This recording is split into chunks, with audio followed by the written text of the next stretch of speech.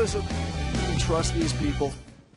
Well, that's not my business to trust Well, certainly anybody. it has to be the business, because you're making decisions to go into war and put American lives at risk. So it's a simple concept. You either trust or do not trust.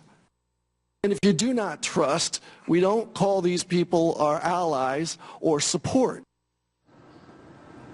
So who are these Syrian rebels that we're looking to support?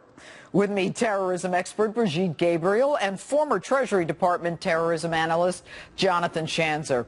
Brigitte, I'll go to you first. Who are these rebels? Do we even know?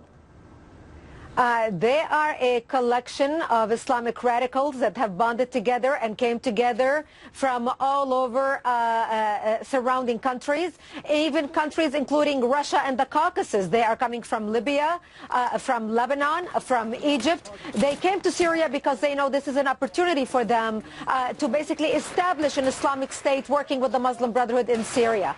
There are 9 different collection of terrorist organizations right now forming the rebels in Syria. 7 out of the 9 are linked to Al-Qaeda, with relationships to Al-Qaeda. Jonathan, you know, do you agree with what Brigitte has just said?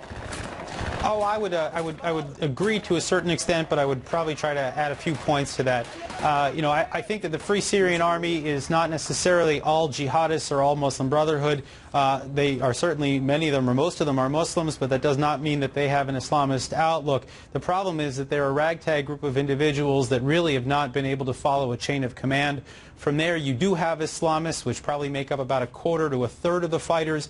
You've got Salafists, which represent maybe another 10% or more. But what does that mean? You know what, Jonathan, I don't mean to interrupt you, but the viewers don't know the difference between the Salafists and the Alawites and the Shiites and the Sunnis and all that. Here's the thing.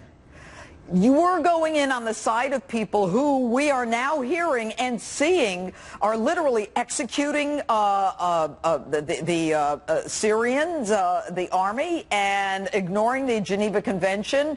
And we know it's Al-Qaeda. I mean, we know there's a great number of them. Here's the thing from the New York Times. These guys, I mean, you could tell they've been tortured. You could look at their backs. They're being shot by the rebels. What are we doing, Jonathan? How do we know who's going to come into power if Assad is taken out? We don't. And the bottom line is that we do not have good options in this war. It's one of the reasons why the administration tried to ignore it for the last 2 years, because it knew all along that if we were going to get dragged in, that we were going to have these extremely difficult choices, and that even if Assad is gone, and this man is a butcher who's killed 110,000 people, even when he's gone, there could be worse people that come after him, and that is what we're struggling with here today. There are no good answers. And Brigitte, why haven't the neighbors of the Syrians come in and tried to help them? What you just described was the neighbors coming in to basically fight a holy war that's been going on for 1,300 years. Exactly, and what we are looking at basically is a war between the Shiite and the Sunnis. That's what we're getting caught in the middle right now if we go into Syria. The Saudis, the Jordanians, who are Sunnis, do not want Iran to establish a base in Syria, because they know Iran is establishing the base in Syria to create a strong Shiite base in the Middle East to find the Sunnis and counter the Sunnis. They want to create a Shiite hegemony in the Middle East.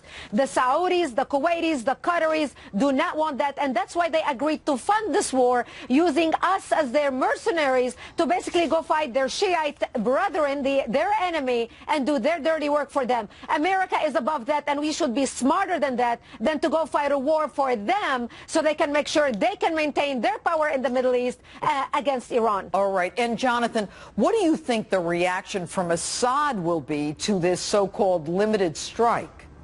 Well, this is what I've been warning against. I think you either go to war or you don't. If we want to stay out, then let all these different factions kill each other. It'll be hard to ignore that 110,000, but at least, you know, we would have an objective. Or go in all the way and get rid of Assad and begin to dismantle this Iranian network that is spreading across the Middle East. But you go in this half-hearted way, we will get hit, we will get drawn in, whether it's from Hezbollah or from Syria or from Iran. I would be very surprised if they didn't try to draw us in further. Brigitte and Jonathan, thanks so much for your expertise tonight.